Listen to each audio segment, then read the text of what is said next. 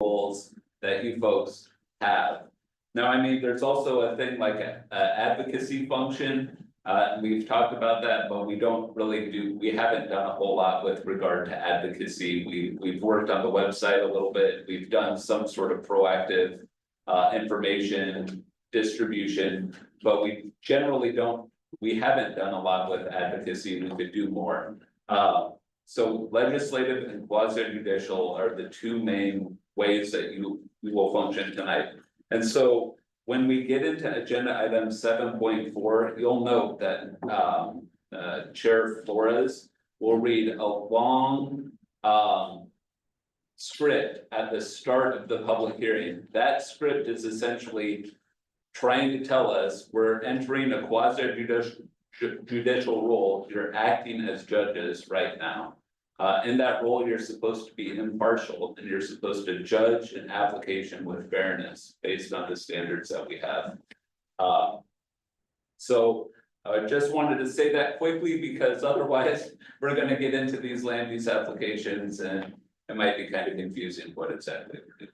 So that's what we're hoping to achieve tonight. With that, we can go ahead and start that first public hearing. Before we start that, I just did want to mention that somebody needs to go back on the website because we are not historical prevention. We are historical preservation. And so that is definitely a typo on the website. And I am not here to prevent any history from staying in town. Sounds good.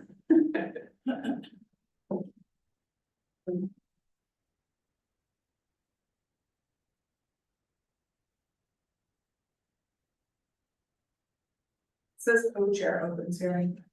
Oh, yeah, that's a typo. Okay. Yes.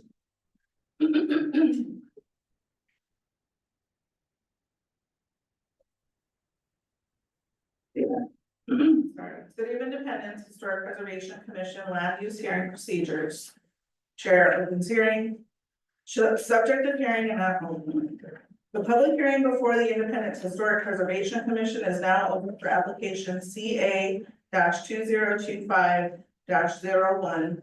Alteration of siting on historic single-family home at 451 South 2nd Street. Kevin Krieger applicant. Do any commissioners need to disclose any conflicts of interest, bias, ex parte contacts, or site visits? And I know at least two of us do. I'll go ahead and start that. I have a history with Kevin Krieger and his wife Tasha Brandon, as I had the home listed prior to today, and have a long-standing relationship, friendship with them. And I would likely, if they ever decide to sell in the future, would be selling property for them. It doesn't change the code, right? But I would like to, if the other councilmen feel that it would be beneficial for me to recruit myself, I would invite them to say that now. And I can do that. Do you feel like you would be able to act in an impartial manner with regards to the application? One thing you probably learned from me so far over the days that I have been up here is that the rules are the rules and I enjoy them. They're there for a reason. And I don't think that they should differ for them any more than anyone else. So I thought that I would be able to act appropriately. But I wanted to disclose that just because there is that relationship. Okay. The second person would be myself. We are neighbors to the applicant. We are friends with the applicant.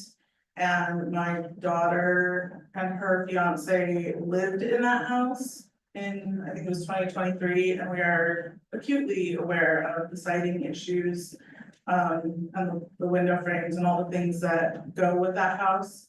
But again, I have had previous hearings that I've been a part of where I've had contact with the people who made applications, and in those hearings, when I felt that I could be impartial and unbiased, I stayed, and when I knew that I could not be, I recused myself. And in this instance, you know, I know them, they're my friends, but as Liz stated, the rules are the rules, and I can make I'm good. Do any members of the audience have a problem with either of these two staying on the consider the application. All right, perfect. Now, for everybody else, like a conflict of interest would be something like you've had monetary dealings with one of these applicants. You've had conversations with them outside of a public hearing as an ex parte contact, specifically related to the application. And site visit would be going out to the site and seeing something on the site that perhaps would influence your decision on the application outside of the materials presented at this public hearing. So the goal of a public hearing is the record is what enables or is the basis of the decision. If you go out to a site, let's say, and you see something that's outside of the record that clouds your decision, we don't want that to cloud your decision. So that's why things like site visits are important to acknowledge as well. So it doesn't, I mean, if you both have property very close to the property, you've both been near it. But as you said, it's not gonna influence your decision related to this. Perfect. Okay, keep on going, Jennifer. Okay. The applicable substantive criteria upon which the case will be decided are found in the Independence Development Code, subchapters 11, administrative provisions, and subchapter 59, historic preservation. These criteria are addressed in the staff report and will be read and summarized by staff during the presentation of the staff report. All testimony, arguments, and evidence presented must be directed toward these criteria or other criteria in the Independence Development Code, which the speaker believes applies to the decision. An issue which may be the basis for an appeal to the Land Use Board of Appeals shall be raised not later than the close of the record at or following the final evidentiary hearing on the proposal. Before the city. Such issues shall be raised and accompanied by statements or evidence sufficient to afford the commission and the parties an adequate opportunity to respond to each issue. The failure of anyone to raise an issue accompanied by statements or evidence sufficient to afford this commission and the parties an opportunity to respond to the issue will preclude appeal to the city council and the Oregon Land Use Board of Appeals, LUBA, based on that issue. The failure of the applicant to raise constitutional or other issues relating to proposed conditions of approval with sufficient specificity to allow the city to respond to the issue precludes an action for damages in circuit court. We will now hear the staff report. Perfect. So this application is submitted by Kevin Kreitzer. The property is at 451 South 2nd Street.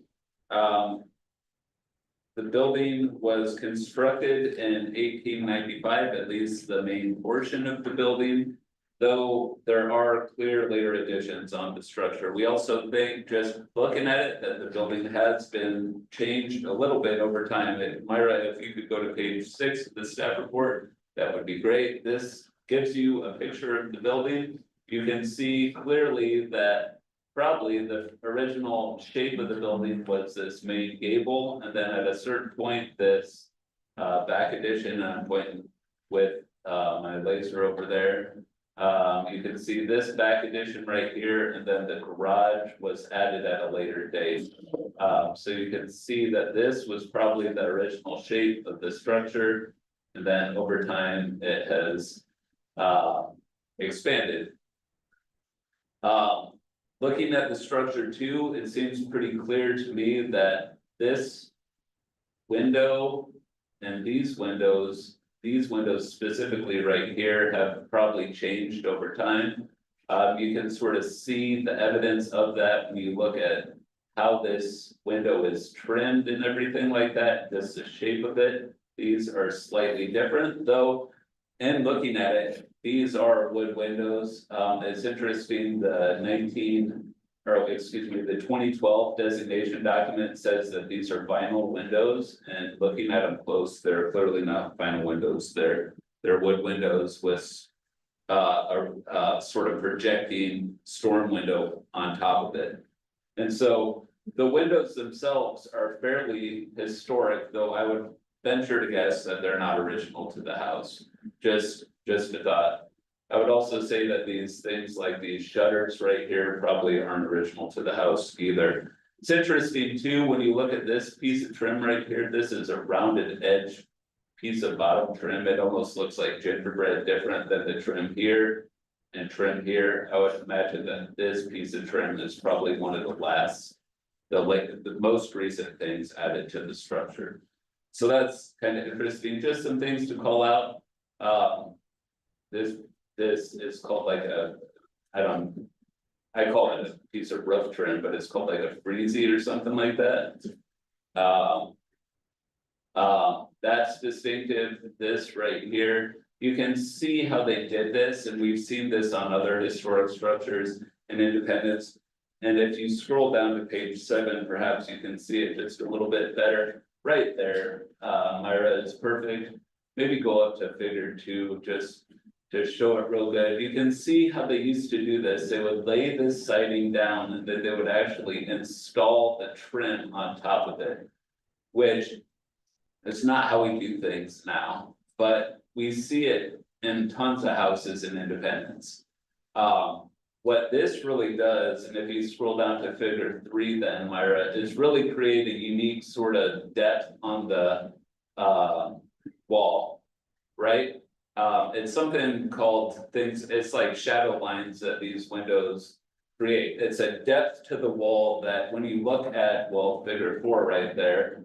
On contemporary construction, you don't see, the trim is just completely flat with the siding.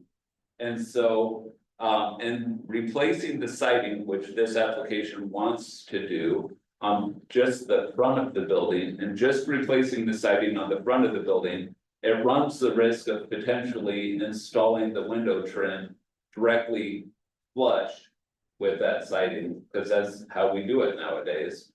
So, generally, looking at the standards for historic preservation, generally. Replacing the siding is supportable in this instance. The siding is very weather beaten at this point. There's holes in it, you can see evidence of rot. All of that sort of stuff. But in doing that, we want to make sure that the detailing around the windows is not lost, so that depth is not eliminated in the process, if that makes sense. I went out to the site with Jeff Kennedy, our building official. He said that one thing that the applicant could do is take a wider piece, a deeper piece of trim, essentially. To essentially recreate those dimensions, and that was doable. So scroll back up to figure 2 there, Myra, if you could, to sort of recreate some of these dimensions. Just use a thicker piece of trim, then put the siding next to it, so you could create that essentially that shadow line. That is the suggested condition 1 for this application. Essentially document the dimensions and characteristics of the window trim and sill features, including the depth and angle of the sill, and match all replacement work to that character. Also, just recognizing that removing the siding will also remove that piece of trim along the roof line. Make sure that that's either put back as it is, or have a piece of trim to match that dimension as well. That matches that width and that depth to match that. And then just also the third condition is ensure that the siding used matches the reveal and character of the siding on the building right now. You can see this is the shiplap with a nice little groove right here. It creates a distinctive pattern on the wall. Can you scroll down to figure 3, because that might show it just a little bit better. You can see the nature of that trim there. The applicant has said that he can find that trim. So long as really care is taken to, as you're putting stuff back on the wall, that you're sort of recreating that depth that's present along the wall. That's really what the conditions are intended to do. Otherwise, this application is supportable. by the criteria in subchapter 59 of the Independence Development Code. Are there any questions that you folks have of me? I have a question. Are any of the windows being replaced? None of the windows are being replaced at this point, and it's interesting to me, sort of looking at it, like, I do think that. There's houses that. You know, you look at and you're like, it wouldn't take that much to get that thing back to being a very nice historic structure. And I think in the future, potentially like restoration of the windows. And potentially doing something with a different storm window. Storm windows, it's a weird thing, and you can almost tell why they said, oh, those are vinyl windows, looking at it, just because they sort of pop out of the wall a little bit. They don't lay flat with. Like most storm windows, they sort of pop out a little bit. So it's an interest, so. Where did it, excuse me, but where did it say that they were vinyl? Yes, so if you look at page 6 of the staff report. Right in the middle of the page, it says the architectural survey data for Independence Historic District resurvey 2012 completed by the Oregon State Historic Preservation Office had the following comments about the structure. Comments, vinyl windows, period additions to the east and north, altered porch, 1930. So the architectural surveys were about, right? Yeah, I'm sure they just sort of went by and they thought those are vinyl windows. And I mean, you kind of look at them, you're like. They kind of read as a vinyl window, but when you got up close to it, you're like, that's wood, I could see the deterioration. But again, historic wood windows can be restored, Did you say only the front was gonna be recited? just the front would be recited. It's interesting too, I mean, I just read it, but this porch itself is not original to the building. I looked and tried to find old pictures of this building, and I could not find any, and Mr. Greider does not have any either. So ultimately, I would love to find out what sort of porch was originally on that building. Did you ask Billy Kay? If she had any pictures? I didn't. That would be a start. Yeah, I went through our with the historic preservation grant funds that we had last time. We digitized a whole bunch of pictures that the museum had and gave me access to the collection. And so I can just, essentially search the museum's records for properties and see if anything pops up, and nothing pops up to this building. Thank you. Those are all the questions I had. Anyone else have any questions for the staff? Okay, applicant and others in favor may speak. Before hearing testimony, all who wish to speak, please fill out a speaker card, and we will now hear testimony from the applicant.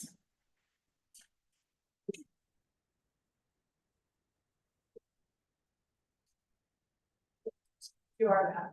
All right, good evening. Good evening, everyone. I'm Kevin Kreitzer, I'm the applicant for the 451 Second Street application siding project as a staff outlay. So to answer your question, follow up directly, Liz, yeah, there is no intention right now. We don't have any leaking of the windows on that property.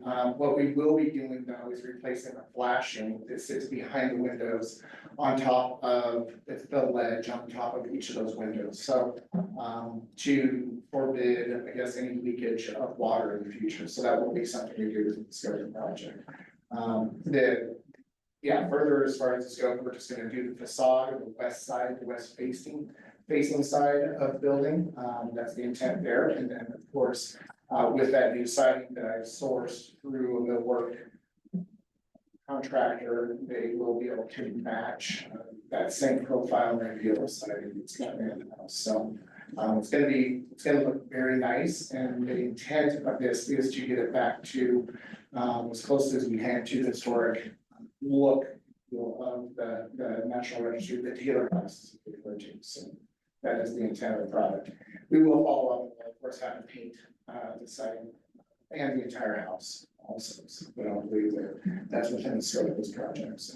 that's discussion. Which I commend you, I've always thought that we should have the paint is historic, said historic appropriate. Yeah, Yeah, we don't that's have, something that I think was, we don't always should be, right, but we can't. yeah, right, but I think that's a good thing. What is it? I was just curious, how much of this, I don't know what exactly to call it, gingerbread or The shutter? man-made shutters here, are you keeping those? Yes, that's referred to, I've actually done a little bit of research too to understand the era of when it's referred to as candlestick trim around the windows. Okay, I guess that everything that I can see through national records and architecture that was actually 16 to 1700s era type generation of the candlestick trim, but the intent is we're gonna preserve as much of that trim as we can. If you're not able to preserve it, are you going to be able to have the contractor review it? Yeah. we'll be able to- so, What type of wood are you using? it's cedar, That's probably gonna cost you a pretty penny, huh? it's gonna be, yes, it will be, today's terms pretty expensive, so to do. Yep. And since we jumped ahead of me asking if any of the commission wanted to ask questions. So now we will hear testimony in favor of the application. If you are not Kevin, is there anyone wishing to speak in favor of the application? Okay, is there anyone wishing to speak in opposition of the application? No, so there's no rebuttal. Are there any further questions from members of the commission? Okay, if there are no objections, the hearing is closed. It may also be continued to a later date if we need to.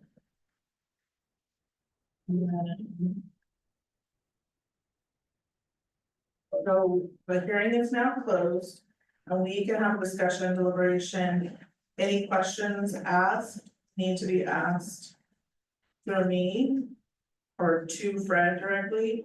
And then we will determine whether to make a decision immediately or at a later date. If the decision is made immediately, a motion and a second to adopt the findings, decision, and any conditions of approval is in order. So, do we have anything to discuss as far as the application goes? That are not questions or comments that are not for Kevin, Mr. Kreger, sorry. No. No. So then at this time, I will entertain a motion to either approve, deny, or continue. I make the option to approve the application Okay, for Second Street. Liz Valver. You're fine, Liz Valver makes a motion to approve the application and. Willis seconds it. So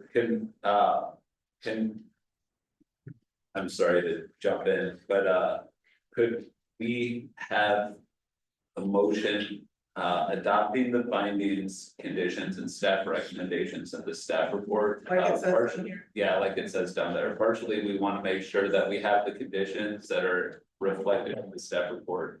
In it, and we also want to have findings to back up the decision. So Okay. So, I move to approve the historic appropriateness application file number CA 2025-01, adopting findings, conditions, and staff recommendations as provided in the staff report. I second. Perfect. Thank you. All in favor? Aye. Any opposed? Motion passed. good luck. Perfect. Thank you. Thank you. Thanks for fixing our. Thank you for caring about properties and independence.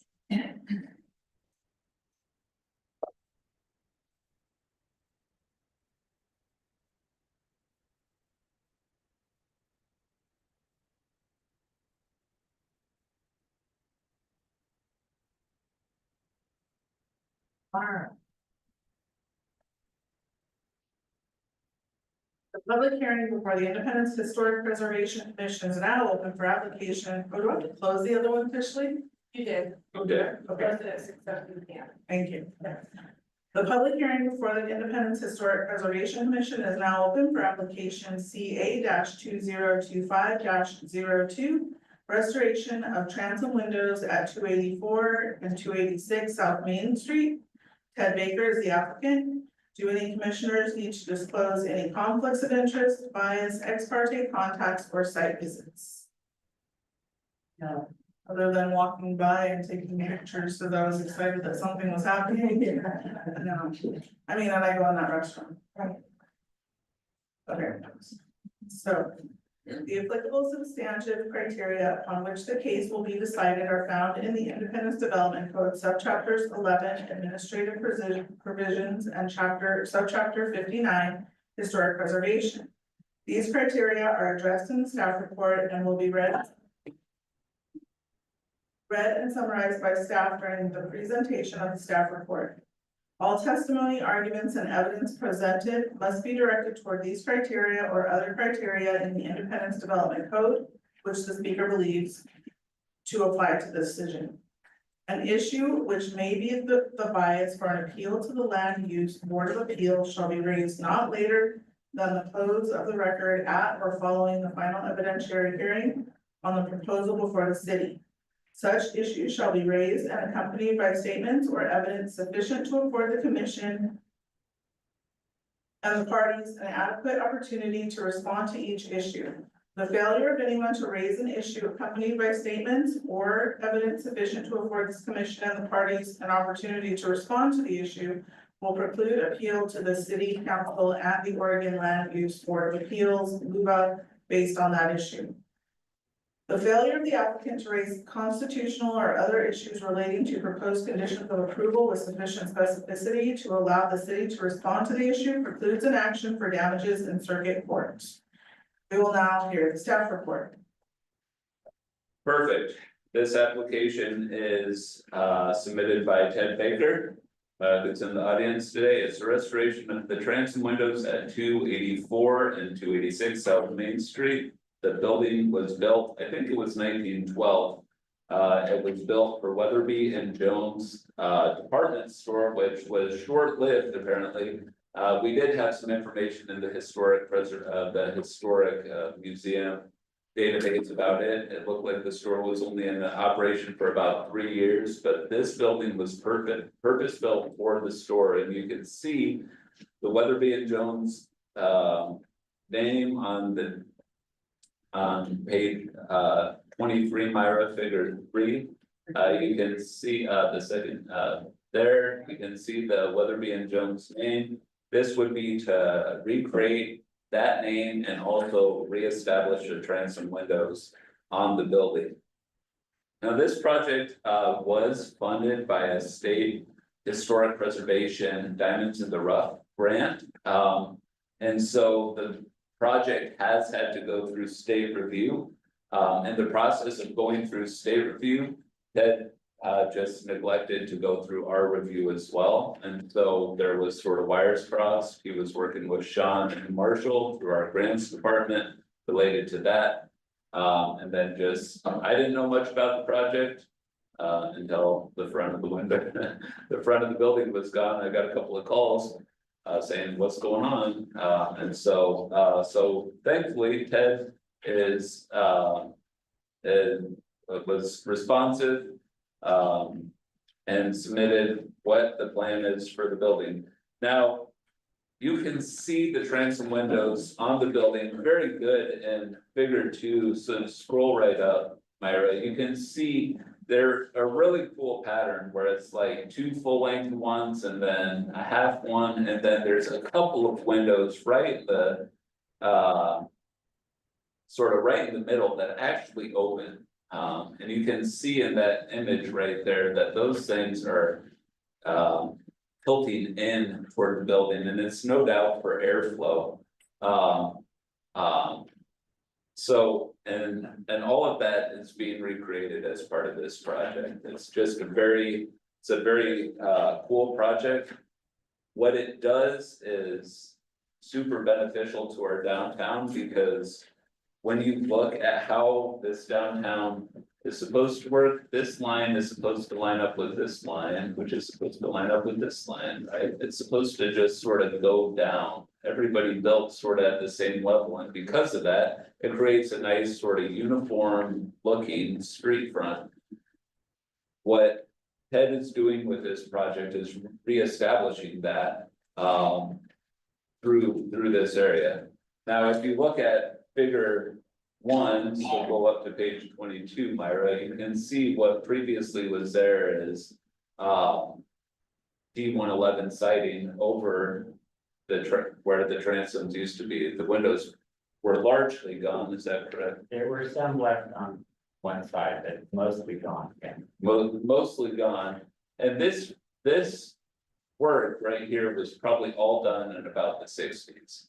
So literally, this project would go back 60 years, making the downtown more into what it used to look like. It's a very exciting project. Based on all of these things, this project absolutely meets the historic preservation standards. You know, it's not changing the use of the building at all. It's actually enhancing the historic character of the building little by little. It will be nice, and hopefully Ted at some point comes in and does the bottom as well. But right now, it's reestablishing the transom windows here, and in the future, this will likely be done as well, just to pull it back more and more to that historic character. Based on all of that, the one condition that I had was that he get a building permit for the project. The other sort of note that I had in looking at it is the name was Weatherby, and just want to make sure that we spell Weatherby right. Oh, absolutely, it is spelled unusually, It's that I am careful. WETHERBEE, not weather like weather, so just want to make sure that that's that, but other than that, What are the letters going to be made of? you know, I'm not certain, Ted can address that during his presentation.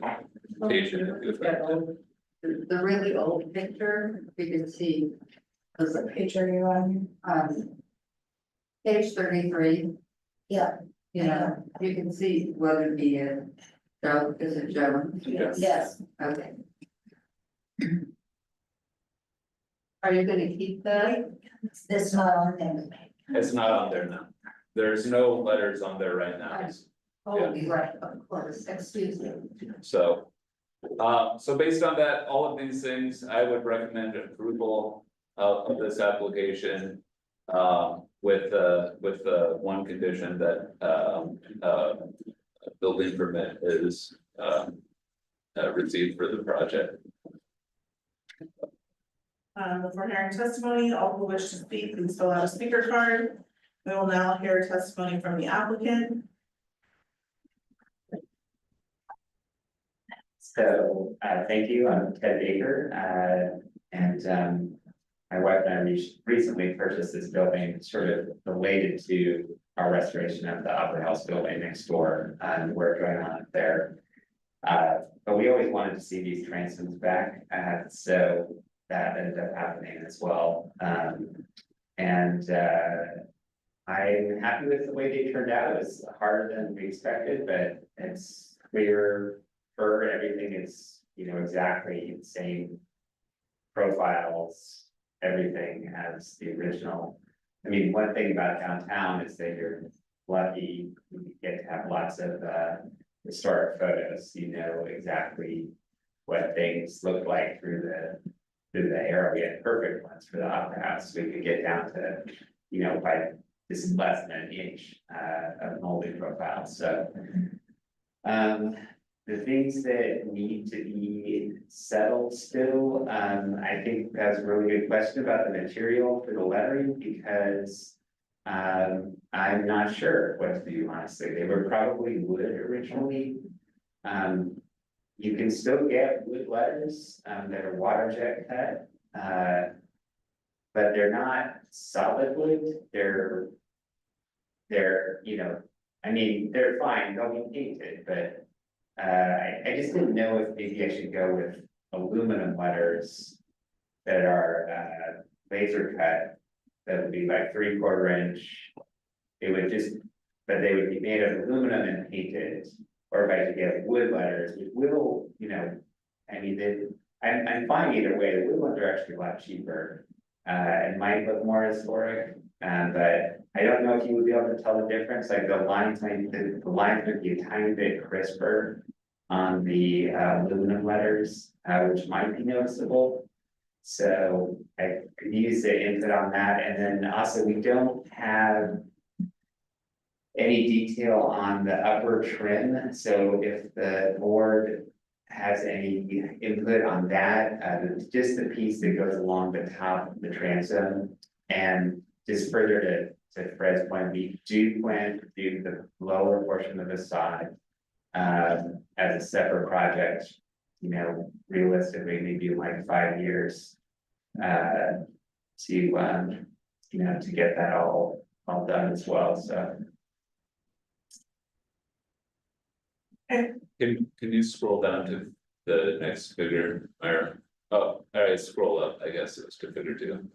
Yeah, so Ted's asking specifically about this line and how to do that line, essentially. Is that right? Yeah, that's right, and you know what, I didn't look at, I was focusing on the other picture, so I'm not sure I really focused on this picture enough to see if maybe we have that detail. It doesn't look like there's much there, but, so it's not anything elaborate, I guess it'll just be a piece of, just, wet by, wood trim. I also wonder if because the awning isn't present in in this picture in figure 2, where it is in figure 3. If it was some kind of reinforcement for the awning to stay up, or, you know. And do you plan on putting an awning back over it, or not?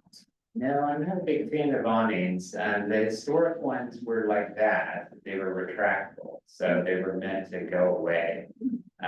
And nobody does it like that anymore, they're all permanent, and I feel like they kind of actually make downtowns look worse.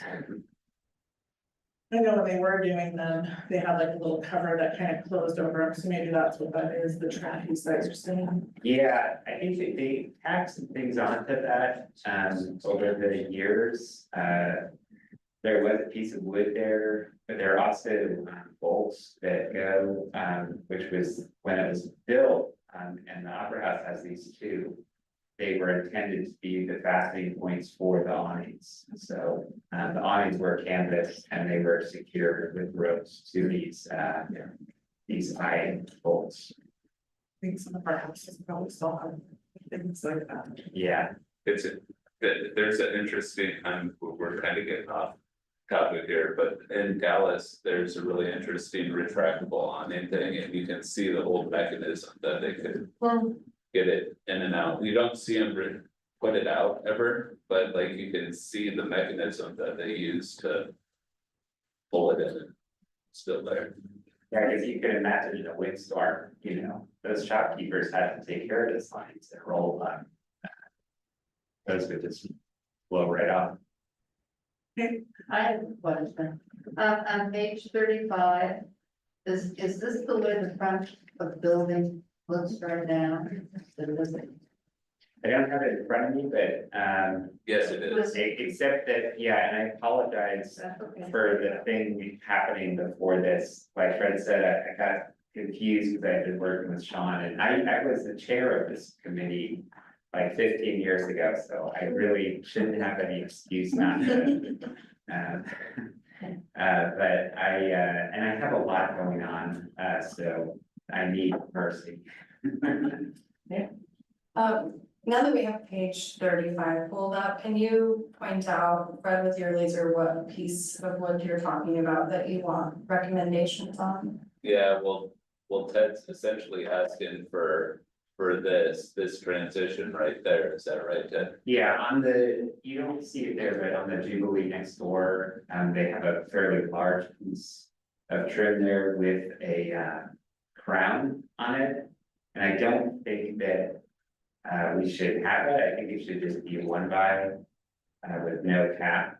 But we are speculating here because there isn't clear evidence of what it was, so. If anybody has any input, it could be whatever, I mean, I think just a piece of one by would probably be the best thing, and then we're restoring that whole upper area, we're repointing it. And we were planning on painting it currently white with black for the lettering, is the current plan, so. Do we have any older photos of the building and what would have been at the top of it? No, you know, Close up? no, and I really tried to look at that figure too, as close as I could, and maybe. Maybe I'll send that to Ted just to see if he can see anything that I couldn't, but like. At a certain, when you get in super close, it sort of washes up, it washed out to me, so I just couldn't see what was going on there. Okay. I mean. Generally, I would say the historic preservation standards don't want you to create something that you don't know is there, so if it was something super. I mean, the building is, in and of itself, it doesn't have a whole lot of elaboration on it, so putting an elaborate piece of trim on it does not make sense. Right, especially if you don't know, because then you're creating a Especially, false yeah. history. You're creating a false sense of history, and that is not something that the historic preservation standards want. Right. I would suggest that if you were gonna put just a one by up there, you use that kiln treated, the kiln dried. It's a little different than pressure treated, but it'll last longer. Yeah, well, it's all clear, it's clear CBG fur, and the trim will also be that, which is exactly what they would have made it out of. When it was originally built, and as long as it's painted and caulked properly, you don't need it to be pressure treated.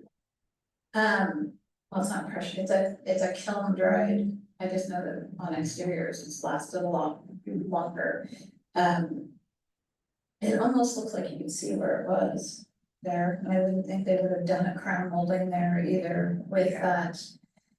It wouldn't match just the clean lines. Yeah, I think it's probably a one by, but I just didn't know if anybody.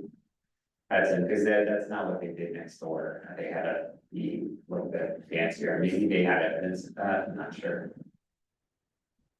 You know, we just took this class for historical buildings, and I'm sure you and your contractor are aware of this, but.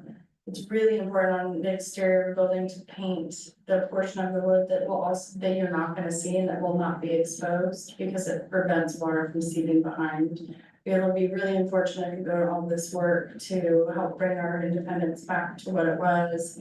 And to have it start to disintegrate, not that you would necessarily let that happen, but it could save you time and money later.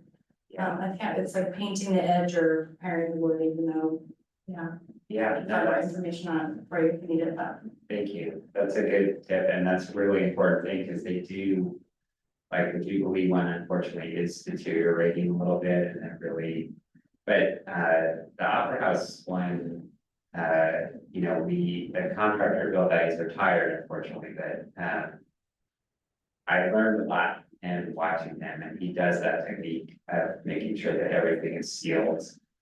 And then he uses marine grade caulks and everything, and just so, as long as no water ever gets in, it'll last forever. You know, have to get on. Okay, are there any other questions for the applicant? Are we going to talk at all about the lettering? He's looking for suggestions on. Well, I think technically we're not supposed to make suggestions, but we can ask questions, right? You can make it that, you can, and with that, example, I mean, he doesn't know, he's essentially asking for your advice So about. we have a site code. So. And it is does- that- It, Does it say anything in the code about the type of material they use for signage? no, it wouldn't say anything like that, and I wish I had my little computer down here. It's a building name sign, and so building name signs are Different, different, and I mean, with regard to this, I mean, it's a historic. It's a historic thing, he's essentially recreating what was on the building in the past. Is there any evidence of how those letters were attached? I didn't see anything, and. They must have been wood, because they clearly have some shadow, to them, you can see some Yeah. shadow in the picture. So I don't think they were sheet metal. So, you know, we could either do them out of wood, or we could. Do the aluminum ones, I mean, they're. The cost difference, the aluminum, we'd be looking at around $3,000 just for the levers. The wood ones would be about $1,000. But I'm fine going either way, I mean, I'm gonna own this building forever, so. do you feel confident that with wood lettering, that the process, whatever process you used to go through with sealing it and bulking it and painting it and all the things, that it would like hold up to Oregon weather? For maybe 10 years or 7 years or so, as long as we stay on it, it'll be fine. It's just, you know, after I'm dead and gone, somebody. Yes. The aluminum letters, do they have depth to them? Yeah, They're almost like a solid but lighter. I think I know what you're talking about. You're not talking about like the laser cut flat. they are laser cut, they're cut out at 3/4 inch, that's the maximum you can get, but I found 3/4 inch stock. So, that would match what's the likely depth of the wood, would have been about 3/4 inch, so. But those would last forever, it would just be kind of crisp looking. Brett, do you have any recommendations? I mean, I'm just sort of channeling Jeff Kennedy, our building official here, and I think he would say aluminum because you're gonna have less wear and tear on them. But I mean, I would sort of defer to, I mean, Ted, what would you wanna do? It sounds to me kind of like you would like to do aluminum, is that what I'm hearing? I actually haven't decided at all yet, honestly, I was just. Yeah, I have a lot of things going on, I think it's on my list to try to figure this out. I don't wanna make a mistake, I think I might get like a letter or two and see how it looks. That was gonna be my question, like, we could get a letter or two and then bring them in, like, for us to see Yeah, the samples of them. Yeah. Before we decide on the lettering, is that fair? Are we deciding it? Yes, so I mean, I mean, I think you could do that, I think personally either one is gonna be fine, is what I would say, and so I don't know, cause. I don't know, I think either one's gonna read very similar from the street, I mean, they're gonna be up high enough that it's gonna be very difficult to tell what material they are, I mean, that first floor height is 15 feet high. 15 feet, yeah. So I mean, it's gonna be over 50, it's gonna be like probably 19, 20 feet Yeah, up high. No one's gonna be able to discern what material those are made out of. Right. And so that's why I would say either one is probably gonna be fine, and I would almost. If I made a recommendation, I would say whatever, either one of those materials is fine. If you do something different though, you gotta come back to us. And let Ted make the decision with regard to that, because, I don't think it's gonna make that much difference, the grand scheme of things. I think that because of the care that you're showing so far and the fact that you would even ask that question shows that you'll probably do what's best for the government. I hope so. Okay, so is there any more questions or comments for Ted? No? Okay, the opposed who need to speak? And so then you don't need to make any rebuttal, so no one opposed. Are there any further questions from the commission? If there are no objections, the hearing is closed.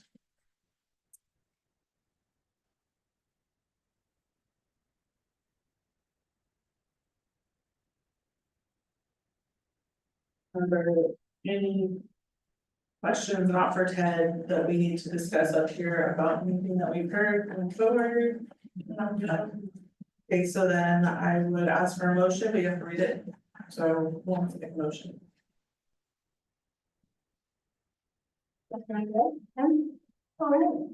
Here's over here, okay.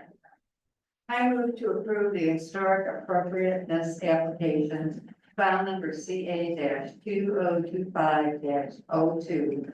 Adopting findings, conditions, and staff recommendations as provided in the staff report. I second. All in favor? Aye. Any opposed? Okay, motion passed. Thank you. Well.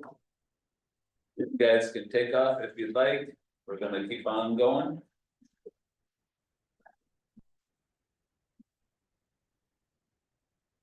Congratulations, guys.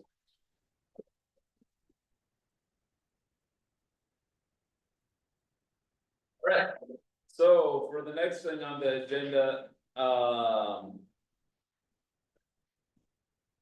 Myra, can you pull up that Sanborn map? So I have shown you Sanborn maps in the past. Sanborn maps are an amazing thing that back in like the early 20th century, a person actually went out and drew the structures that existed in in a community, right? It's an amazing thing, and they noted what they were built out of and all that sort of stuff. So there's a wealth of information. We can talk about that more at another time, but what I want you folks to sort of understand for right now is places change over time, right? The community has changed over time. Some of these structures that were there have since gone, some have moved. Some, like, I'm sorry, am I doing that, Myra? No. Some, It's doing it on its own, sorry. some like this guy right here are on a bigger lot that has partially been filled in over time, right? And so that's just sort of the nature of how cities change, right? That what used to be a house on a lot, on a big lot, slowly parcels itself up, and all of a sudden it's no longer like as big a lot as it might have been, right? Cities just sort of change over time. Now, that's sort of the preface for this next discussion. We are in the process of doing an infill code for new development in the city. And part of that is in recognition of the fact that state rules keep on changing, and we are having to address some of the things that the state is doing with regards to what types of housing we have to allow in various places. So what I have prepared for you to take a look at today is just sort of a start of that conversation. We're working with a consultant on this. But as we're working with a consultant, I want to understand what your goals are for the project, some of the things that you'd like to achieve with regards to the project as we're doing this. Partially because I think, as we'll see, some of the area most likely to experience infill development is some of the older areas of the community. And it's just sort of based on how things. It's based on our geography. So looking at some of these maps, lot sizes. One of the reasons I say that where we can almost anticipate infill development will occur is, can you zoom in just a little bit, Myra? Is around our historic downtown. So historic downtown, the historic downtown is on the right-hand side of this map here. You can see the river, you can see, this is River Place Apartments right here, sort of to the right by the Willamette River. name, you can see downtown here, and the lighter and the orange parcels. That you see are some of our largest lots. When you go to newer areas of the town, I can point to this one too, if it's easier for everybody to see. When you go to newer areas of town, like here or here, some of our parcels get smaller. Our largest parcels are in the air park and sort of in our historic area. What does that mean? It means to me that as people look at some of these lots, they're gonna see the opportunity for additional development. We are, by law, we're required to allow things like accessory dwelling units. And things like duplexes on all of the existing single family lots of record.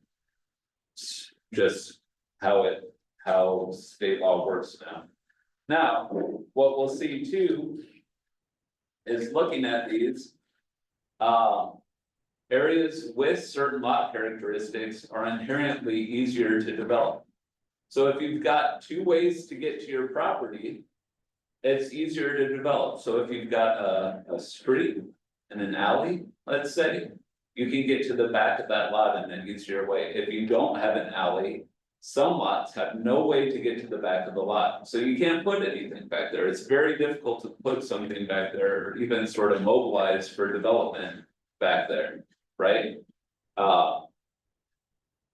When you have an alley. You can use the alley to get to the back of the lot. And so we see, even in our historic district, we have some lots with accessory dwelling units that are accessed off the alley right now.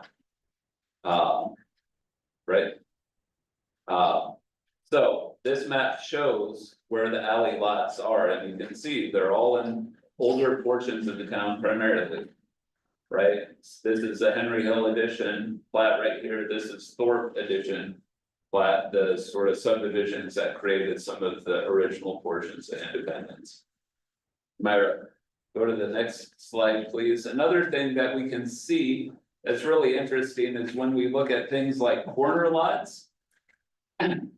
Even things like corner lots are correlated to where we have older development. Why is that? Because when we built cities in the past, we had smaller blocks. When the blocks are smaller, we have more corners. Right? That makes sense, right? So you look at some of the newer portions of town. Like Brandy Meadows or down 7th Street, and you see the lots are so long that there's very few corner lots in those areas. When you look at downtown and areas around downtown though, it's clear that there's lots of corner lots, right? Again, why is that important? Because if you're on a corner, you can access a property from two sides. You can access it from the front and the side. It's easier to build something on a second portion of the lot then. And we can see this even in our historic district. There's a couple of properties that have a house on the front and an accessory dwelling unit on the side, or it's essentially built as a duplex. With a house on the front and a second unit on the side. It's sort of how that works. Also, I will note that there's portions of our historic district with very small lots on this. On a corner lot, essentially the corner lot's been divided in two. You have a small lot in the back, oriented one way, a small lot in the front, oriented the other, right? It's sort of happened through our history. It's something that corner lots could allow us to do in the future as well. Now, sort of based on all of those sorts of things, I have this combining lot characteristics. And basically what this is trying to show is certain portions of the city are more likely to get additional development than others. It just sort of, it's by nature of our geography. What is gonna happen, it's how we've developed over time. Looking at that, it seems likely to me that as people are redeveloping, we'll see it more in certain portions of the community than others. Now, going to the next one, I sort of did a walkable areas map, just so we could sort of picture. Sort of walkable areas and proximity to walkable areas, so I did a 1/4 mile from a walkable center that's downtown. Sort of by Los Primos, up there in the north part of town, then around Central Plaza, and then I marked also a 1/4 mile from the trolley stop, just so we can sort of picture that. Just for information purposes. This next map, anticipated building scale. What I think I'm trying to communicate with this map is I heard this really this guy talk one time, and I almost brought his video, but it's not all that interesting. It's an interesting take, but it's just not an interesting video. The point that he makes is cities are essentially built two separate ways. You have one of two options in building portions of the city. You either build block scale, where buildings are close together and the whole block is essentially covered, like our downtown. Or you build house scale, right? House scale is each house is sort of by itself. Does that make sense? What was the first one? It was house scale versus what? Block scale. Blocks. So block scale, every building touches each other, it creates an entire block of buildings. That's like our downtown.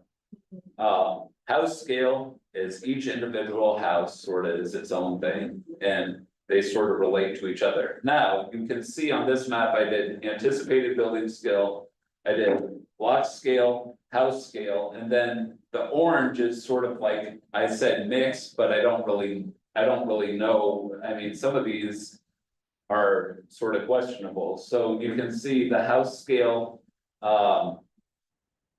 includes some of the things like our historic residential overlay. That's right there. Historic residential overlay right here and right here. And then some of the houses on Third, that's a house scale sort of thing, but some of them. We didn't establish the historic residential overlay on, and so it could either be house scale or block scale, because we don't really know. Also, some of these things like multifamily zone, they're kind of house scale, but they're also in some ways kind of big. So that's why the mix is shown like that. It's just a different way to look at a city, and that's what I was trying to do there. I think clarifying where we anticipate some of these different scales is one thing that we should absolutely do as part of this code update. And maybe I should have sort of prefaced, we have this consultant trying to help us think about how we're gonna do infill development in the future. Right, and how we're gonna change as a city, because we know people will come in, will take some of these lots that exist. And they'll put either a new house in the back or on the side, or whatever it might be, and how does that happen? How do we make sure that that's done in a way that respects the integrity of the community? And the historical preservation. And the historic district as well. So, and that's kind of where, like, for me, joining whatever, 9 years ago. You know, where there are times that I have not recused myself, and there are times that I have recused myself. Those times that I have were because the infill absolutely does not respect the historic, and I don't understand, like, if we're a historic district, if we have a historic district, why every single building and lot in that district is not protected by the historic, like, necessities of the building, right? Mr. Harris was required to build his house or his building a certain way. And even then, like, scale and mass, which we have in the code, not so much. I mean, that thing's huge and it dwarfs my house, and my house is not small. And so, you know, but we approved it based on what he gave us, and so this is one of those areas for me that this is like why I joined, right? Like, this is, if we need more housing because population's growing, and I don't like seeing people without homes, you know, if my father-in-law is a homeless veteran, and it's a thing for me. But I think anything that needs been built in the historic district needs to respect the history of independence and the historic district that it is building in. And so mainly, like that's where that's where my concerns are, right? Like we have, there's plenty of things to worry about in the city, right? Is the sewer fixed yet? Like, you know, there's things. Budgets are nightmares everywhere, right? But if you're gonna put something across the street here, or, you know, on Second Street, then it should respect the buildings around it. Right, You're gonna have to have the architectural part of it and the scale. And I know that the governor is taking that off the board. But when I was at Paul Evans' meeting on Saturday, that was one of the things that I talked to him about. I asked him about putting that back on. And not that whatever I say is gonna make any difference, but he had said, you know, that he understood, recognized. He is a friend of independence. And, you know, maybe that would come about, but yes, it needs scale and architect. yeah, so I mean, I think, I mean, absolutely. I think, too, like. So I've said this before, so our historic district is an interesting historic district. If you look at a lot of historic districts, it will either cover a downtown, it will be a commercial district. Right, or it will be, cover a residential area, it will be a residential district. We have both in our district, and when we wrote our standards, we tried to write our standards in such a way that it honored both. Now what it struggled to do, and I acknowledge this, we handled commercial well, we handled residential well. We did not handle where they mix and as well as we could, and we, like, talking about transitions, it's just. It was challenging to do then, it's still challenging to do, just because the district is mixed, right? Where, if we all remember. All of, like, even the historic residential overlay properties, they were all zoned to allow a 55-foot tall building. I do remember that. Right, all of these things were, they have.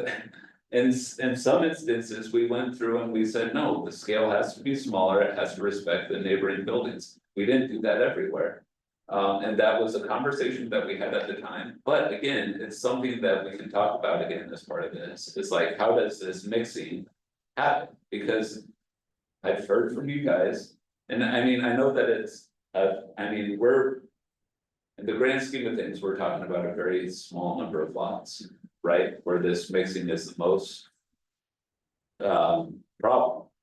But, I mean, talking about it and trying to figure out how to create standards to do that better. Is something that I think we absolutely can do as part of this. I hope that we do as part of this. But Fred, if we do it, you have to do it right the first 5 times, because if you don't do it right the first 5 times, you're gonna have a real mess the next 55 times that you're trying to get those lots somewhere else filled, because then there's gonna be people that say, well, we saw what happened with these other houses. So I guess what I'm saying is this mixed area. We're talking across the street, we're talking sort of next to Stonehenge. Going out on Third is really where some of the most acute sort of questions about that mix is most obvious.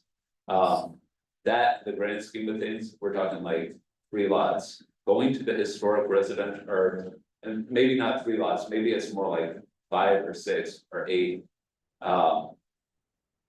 Going to the historic residential overlay zone, though, in other portions, it did absolutely enable us to be able to go in and talk about scale in a way that we had never been able to do before. Right, by defining some of those areas, those other areas, so. That's just what I'm saying, and maybe. The 55 feet thing, did that ever change? Yeah, it's done, it's at 40 right It's at now, 40. but.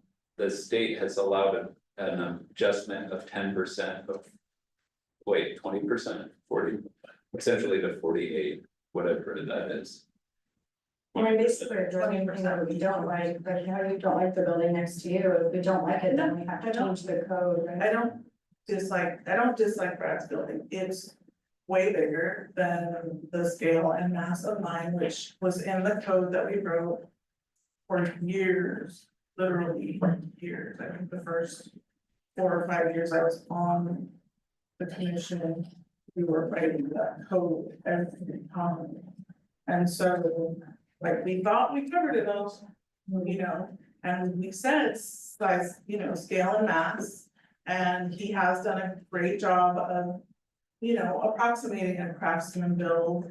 But then the allowances, whatever they're called, for him to say, oh, well, the governor said, you know, we're lacking housing, so can I have this, what do they call, Fred? The things like you get. Adjustment, it's a different word, but like. You know, if we can get that adjustment, then I can put in 2 or 3 or 4 more apartments. Which is fine, but then the building gets bigger, then the parking is more impacted, the sewer is more impacted, the water is more impacted, the trash is more impacted, all of these things have impactions, right? He's done a nice job, I don't like the balconies, I've spoken to him about that, they don't look craftsman style. And they don't look anything like the drawing and the things. And I remember we had a discussion about it, but I don't remember, There was a lot of light in the front of the building. I don't remember exactly the details, but, you know, I understand that there are these adjustments that are being allowed for. But none of those, like, it doesn't, the building that was proposed for second and D has 0 respect for the historic downtown district that it's going to sit in. And so that's where my problem lies. That's where my problem is always going to lie. Why would you build something in a historic district that does not enhance the district? You know, like, okay, you have 3 or 4 or 5 or 10 condos that you're gonna put in this building, great. But then have it look historic, because you're planting it in a historic zone. Whether your lot is protected or not, for whatever reason, prior to me getting here, I didn't do it, you know? But that's where my concerns will always lie, that you have, you know, these beautiful buildings that you've given us examples of in the side-by-side duplexes. But what we get doesn't look like this. Yeah, since I've joined, it seems like people will come with an application, but then it changes. Like the one on F and 7th. It was like, no, these are gonna be property owned and I'm gonna sell them, and now they're rentals, right? Well, 7th and F, That was. or 8th, or 7th and E. That was in the historic preservation, Yeah, Well, it came for us for some reason, because that was planning commission I and wasn't. city council. I remember he had done an application perhaps on the home that was left remaining. The list that I was on the signing one. Yeah, it was about the home and the. I don't- Anyways, it doesn't, I don't think it's- my point was that things are set up here to us and people take the time to do it, but then it changes and there's no way to hold them accountable for those changes. Well, Is so there- with regard to, I mean, I won't address that one because it's not a historic preservation, I mean. He's running probably both of them right now, but the fact is, there's still a property line between them. He could sell one individually, Mhm. they're built to be standalone completely. Mhm. So he could absolutely sell those individually. So. yeah, definitely. But it He's like, I didn't, don't know what to say. it didn't come through historic restoration. I Well, know that. that's not the point. The point that it was an example and we would disagree on whether it came through HBC or not for one reason or another, but. The point is that there's not a way to hold people accountable once they start. So we can sit and say, you know, we want this or this or this, but there's no way to make sure they're doing what we want them to do. Well, I mean, there is, I mean, we go out, we look at projects. As people are building. but we So don't every stop change it. that happens But I think throughout. too, once we approve it, It should, if they ask for the exception or the adjustment, we don't hear that. Yeah. Right, here's. No one has asked for an adjustment. And Right, but if they did, would that come back to us or would that? no, just be because the by- way that we've structured our code is they request an adjustment before they come to you. Before they come to us? Yeah, But So- there's adjustments that happen after they. Yeah, there's adjustments that weren't even in play when we wrote the code, because the governor hadn't made her decree no, yet. so we wrote a code for housing adjustments and we wrote specifically into the code that they have to request an adjustment before they come to to you folks. So we know what's adjusted before they come to you. who's the we? I think that we're talking about two things. Maybe. Yeah, So if Mr. Harris is gonna put up a fence, right, and he comes in and he says, okay. We know where the property line is. Brad can put in a fence with a fence permit. Right, I know, like, Okay. example. I'm gonna put in a fence, it's gonna be a 6-foot fence, and it's gonna go all the way to the back corner of the property, it's gonna come forward to whatever point, and then we're gonna drop down to 3 feet. Even though Pacific Power decided to put this giant green box right here and block Jennifer's view of the street. We're gonna drop our fence to 3 feet so that Jennifer can see the big green box that's sitting there now, right, cool. But then he says, he looks through the code and he's like, ooh, I can get an adjustment for an 8-foot fence.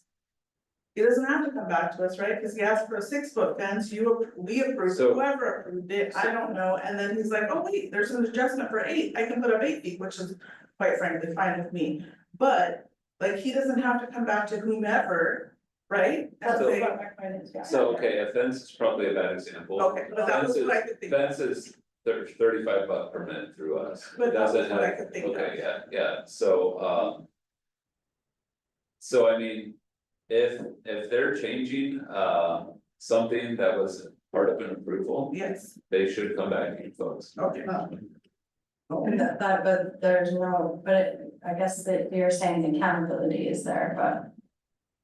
But weren't there changes to Mr. Harris' Yeah. building that I don't think so. I he mean, I did can, not have dormers on them when he first came to us? Oh, yeah. There- no, it had dormers, the one that you approved had dormers on the side.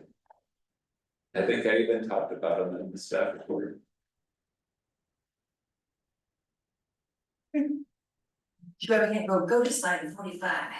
I need to be back there somewhere. I think the question is what happens if somebody just decides to make a change There's nothing you can. without There's nothing. we bringing can it do. back? Because there was that on Main Street, on one of the buildings that we approved for Van Hood that was vastly different than what got put there. And we still don't do that. And it's still So, there. the vent hood was literally when I started. Yeah, So that was my first rodeo Sure. with you folks. sure, So But- that got put in and I went out and I talked to them about the hood and how that happened. We, since that time, I mean, I don't know, and that's. I think we're doing pretty good at That's this what we point. were still writing, and that's like that whole thing where I am constantly asking about training and teaching, right? Because that's what I do for a living, and I'm like, oh, we have 2 new people, 2 fresh people. And if we want this commission to do a good job of preserving the history that we have in independence, which I think every one of us up here who's giving up our time wants, then we need to know how to do that appropriately, properly, legally, all of those things. So that we can do it right, and we can make sure that we are, preserving the history that we have left, and that we're respecting it and honoring it with what we need to put in going forward. Right, and so. So most historic districts, the thing that they focus on, and so. With historic preservation, the thing that we focus on the most is probably the retention of the historic characteristics on an existing building. The things. The things related to things like scale of related of structures next to it. That is something that not every district does, but it's something that we did as part of our last code revision, recognizing that if we have a historic structure and we put something super different right next to it, it has the potential to impact that historic structure. That's what I'm saying we can do. We can refine as part of this. Perfect, let's. What I'm saying is code changes. I don't think that you're ever gonna get a perfect code. No, period. but I think So I now think that it's we've done it for a continual- while, Continual refinement. Right. Is essentially. now that we've done it for a little while, and we do have some newer people, but we have some newer people who also own historic buildings.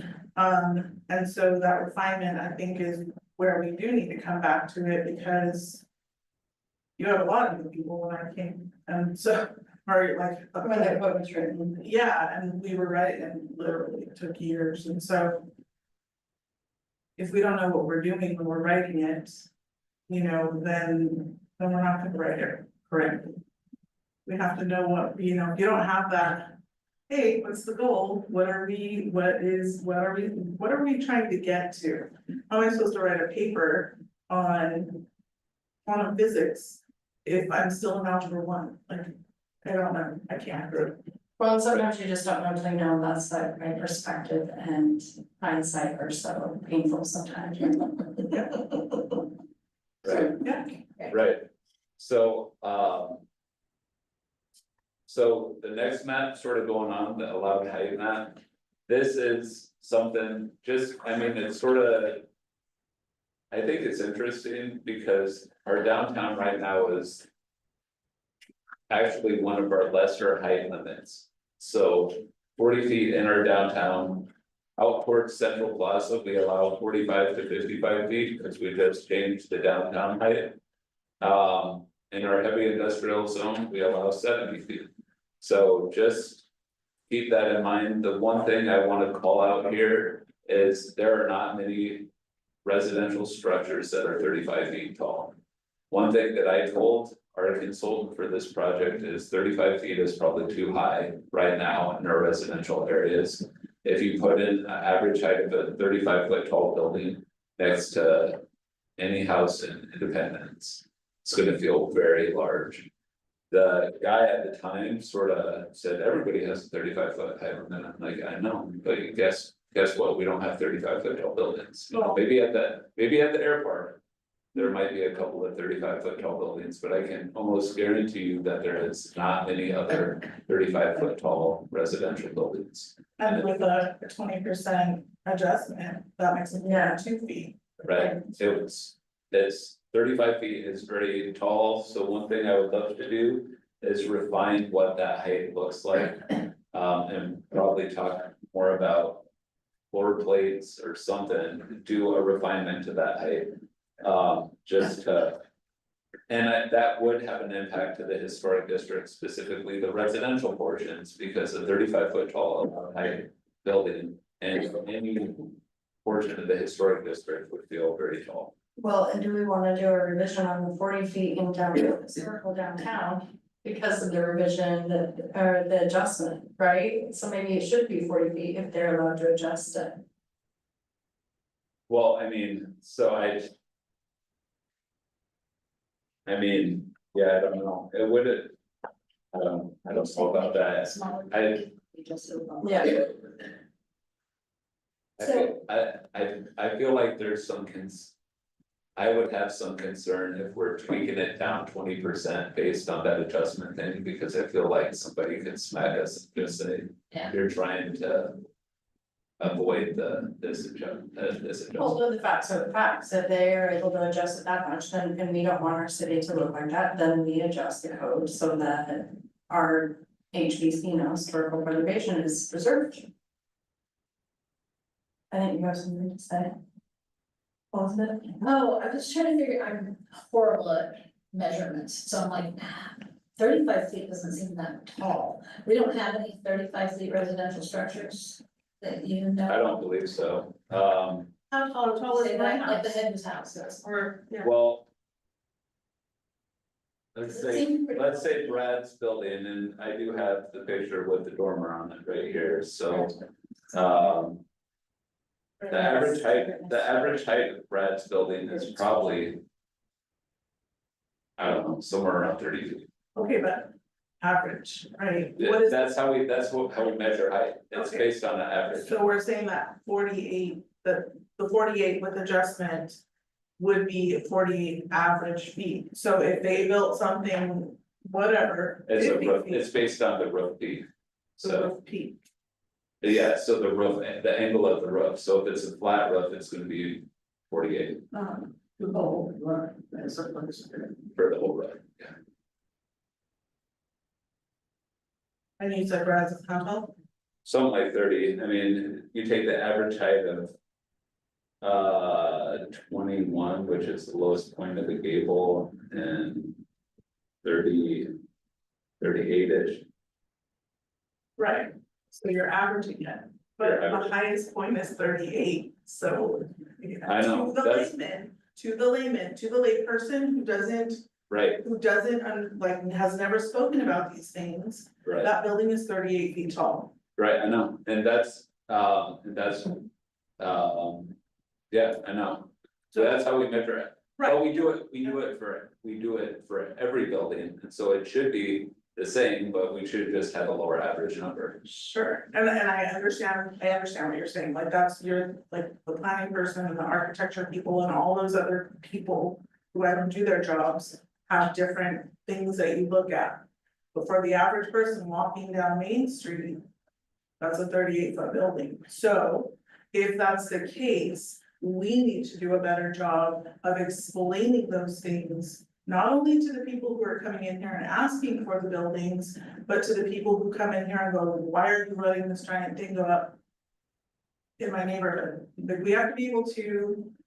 Explain what we're looking at and why we're looking at it in that way. Again, education, Yeah.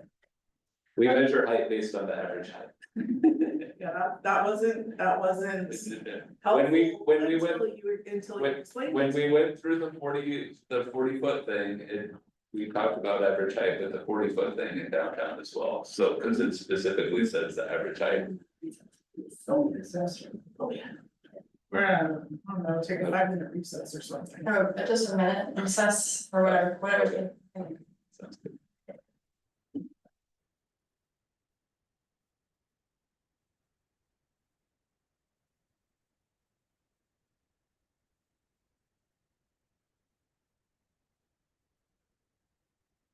I feel like they have this, that's gotta be pushing for.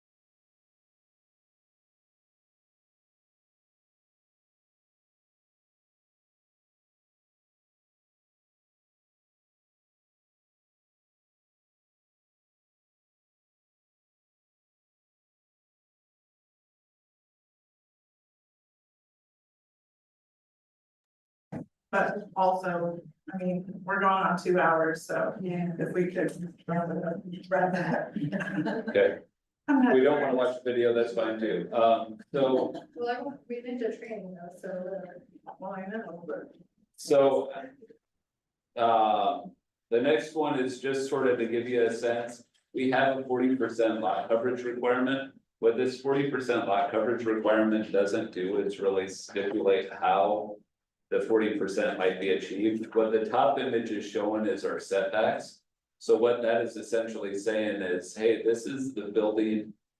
Envelope that you could potentially occupy, the top one, given our setbacks. But there's a 40% requirement and people could achieve that 40% in any number of ways. It could be, spread to one side, could be pushed back, could be right at the front of the lot. And I showed you the relation of that building. Of sort of a standard 1,500 square foot building. To the one side of it, just to give you a sense of scale of what our standards actually allow. Our standards.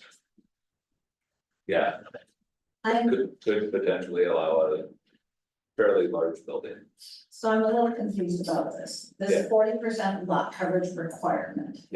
You don't have to meet 40%, but you can't exceed 40%. So- If you're building a new If you're structure building a new residence, in your residence, so you can't exceed 40%, but you don't have to meet 40%. right, exactly. Okay, And our downtown lot coverage requirement for a commercial building is much higher. So our downtown lot coverage requirement is you have to occupy at least 50% of the lot with the building. If it's a commercial building downtown. So the goal is to occupy as much of the lot as possible. And downtown. Now, just some of these buildings, because I mean, these are some options of things that potentially could be allowed. In the city, so a side-by-side duplex. These could be allowed right now. What I'll just note is things like. Stacking garages underneath it on that top right-hand image, that just makes for a really tall building. Might not want something like that, again, many of these are old, I mean, you see these in old neighborhoods, right? Some A of, lot in San Francisco where the parking is. some of what, Oregon's housing policies right now is just trying to get us back to. How cities were built more in the past. So things like side-by-side duplexes. You go to a lot of historic neighborhoods, you see those. Things like stacked duplexes, again, some of these are old housing styles that you see here. The stacked triplex, I feel like is out of scale for the vast majority of the city. Potentially, it could make sense in a sort of downtown area or out by Central Plaza, but I just feel like that's quite large. The fourplex right here is one of my favorite housing types, partially because it's just 2 units on top, 2 units on the bottom. These are all over Minneapolis. Also, and St. Paul. Also, these. When I went out. This is sort of a. Planning trend that's been going on for maybe 15 years called the missing middle housing, and that's really what Oregon is dealing a lot with. When I went out, when missing middle originally was sort of starting, I went around Olympia neighborhoods. And tried to find just some of these housing types. And the structure that was nearest to the Olympia State Capitol was one of these guys. It was a fourplex. And it was no longer allowed by right in the neighborhood there, because it was just a single family neighborhood. I went to Olympia's planning commission and I said, you guys are so silly. You guys have major zoning to make it only allow single family housing, but you know what's the closest structure to the Capitol? Is the fourplex, right? It was no longer in allowed use. Well, it had been there for a very long time, but it was no longer allowed use in that neighborhood. So, things like this, a lot of times they look very similar to the scale of a single family house, especially the older ones. Some of the newer ones, they can get very big, but potentially stuff like that is something, I mean, we might have to allow it by right based on some of the bills going through. The legislature right now. Some of these multiplexes, some multiplexes can look small, some can look very large. Townhouses, some can look very small, some can look larger. Some again are fairly historic. And then, yeah. Courtyard buildings and cottage courts, these are fairly common on the west coast. Down in LA, the guy up on Whidbey Island recently repopularized it, a guy named Ross Chapin, so. Then that works, so just here are some types of housing that we could potentially integrate as we're doing this. Code change. Again, I think it's largely gonna be based on scale as we're talking about some of these things, so. Based on all of that, do you have any thoughts, comments, or anything like that about this? I would just say like, even if we don't have agenda items that we need to discuss and, going forward. We need to be here so that we can discuss these things and learn the things that we need to learn. We missed, 3 months of meetings that even if there were no agenda items, we could have been learning. So going forward, I would just say. That even if there's nothing on the agenda as far as, applications that we need to approve or deny or adjust, we need to be here. And then I also had a question from one of the counselors as far as she is on another commission or committee that also meets on Mondays, so she's missing that. And wondered if anybody had a problem with changing the day of our meetings of this commission. What? Day of August? Tuesday, yeah, like if we could change our Monday to Tuesday. We did it once before when I changed jobs, and so. Tuesday does not work, because every other Tuesday is council, and the other, every other Tuesday is sanctioned court. Okay, so is there a day that would work? Possibly a Thursday, I have to look at the calendar, so that's fine. Okay, I mean, so that was just a question that I had, and we can talk about that later. So we gotta wrap this up for today. Yeah, we can do that. Okay, so meeting adjourned at 7:21. Oh, sorry, I'm just kidding, somebody got a motion. I made a motion to adjourn the meeting. Second, I second. motion carried.